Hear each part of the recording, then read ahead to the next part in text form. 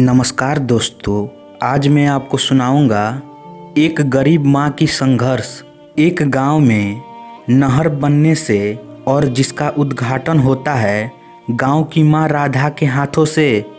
राधा नहर को देखती है और फिर खो जाती है उस हर संघर्ष में जो उसने आज तक अपने जीवन में किया है, और वह याद करती है कि कैसे एक छोटे से गांव की गरीब लड़की राधा का विवाह दूसरे गांव के एक लड़के सामू से होता है। और इस शादी के लिए सामू की माता ने सुखीलाल से कर्जा लिया था।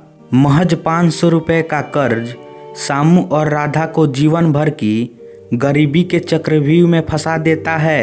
यह बात सरपंच तक जाती है और सरपंच का फैसला सुखीलाल के हक में जाता है और सामू को 500 रुपये के बजाय के तौर पर अपनी पूरी फसल का 1/3 हिस्सा सुखीलाल को देना होगा। सामू, राधा और उनके तीनों बच्चे गरीबी में साथ रहने की आदत डाल चुके थे, मगर सामू अपने परिवार को हर खुशी देना चाहता था। सामू अपनी गरीबी और सुखीलाला के कर्ज से मुक्त होने के लिए अपने खेत में और भी ज़्यादा मेहनत करनी शुरू कर देता है, जिसमें उसका साथ उसकी पत्नी राधा देती है।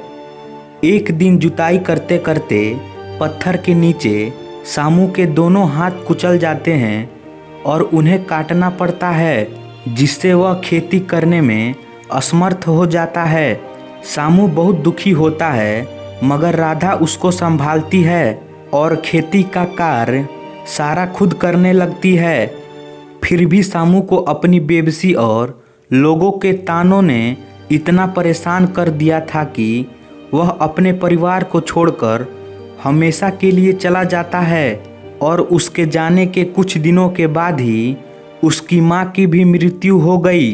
राधा अपने तीनों बच्चों के साथ खेती के कार्य को चालू रखती है और अब राधा का एक ही मकसद होता है कि वह अपने तीनों बच्चों की परवरिश अच्छे से करे और सुखीलाला का कर्ज उतार सके।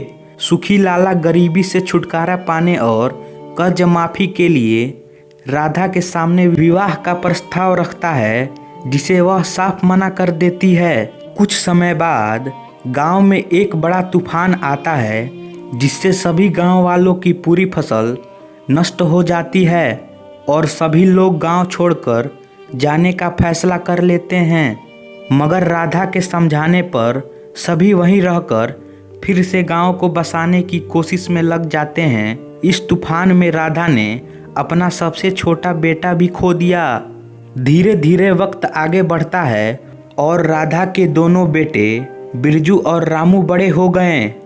जहां रामू बहुत सरल और शांत स्वभाव का है, तो वहीं बिरजू उसके विपरीत।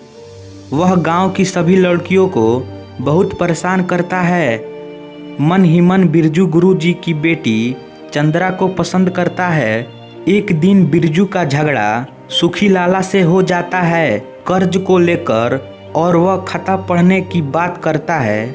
फिर उसको पता चलता है कि गांव वालों में से कोई भी पढ़ा लिखा नहीं है। चंद्रा पढ़ी लिखी होती है, तो बिरजू उसके पास कर्ज का हिसाब समझने के लिए जाता है। चंद्रा उसको बताती है कि ब्याज उसको जीवन भर देना होगा और अंत में जमीन भी सुखीलाला की हो जाएगी, और मूल वैसा का वैसा ही रह गया।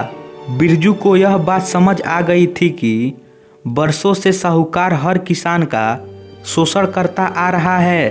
कुछ समय उधार देने के चक्कर में वह हर इंसान को जीवन भर का अपना गुलाम बना लेता है। बिरजू बचपन में हुए सुखीलाला के अत्याचारों का बदला लेने के लिए एक दिन सुखीलाला और उसकी बेटी पर हमला कर देता है, जिसकी वजह से बिरजू गांव से निकाला जाता है और वह डाकुओं की टोली में शामिल होकर डाकू बन जाता है। सुखीलाला अपनी बेटी का विवाह दूसरे गांव में तय करता है। विवाह के दिन बिरजू सुखीलाला की बेटी को उठाकर ले जाने की कोशिश करता है। राधा बहुत समझाती है और ऐसा ना करने को कहती है, मगर बिरजू नहीं मानता। इसके बाद राधा बिरजू को गोली मार देती है बिरजू अपनी माँ राधा की बाहों में अपना दम तोड़ देता है और कहानी वर्तमान में आ जाती है, जहां नहर में आते हुए पानी को देखकर गांव वालों को अपनी हर समस्या का समाधान इस पानी में दिखने लगता है। तो दोस्तों, आशा करता हूँ यह कहानी आपको अच्छी लगी होगी, तो इसे लाइक करें और हमारे चैनल को सब्सक्राइब करें। धन्यवाद।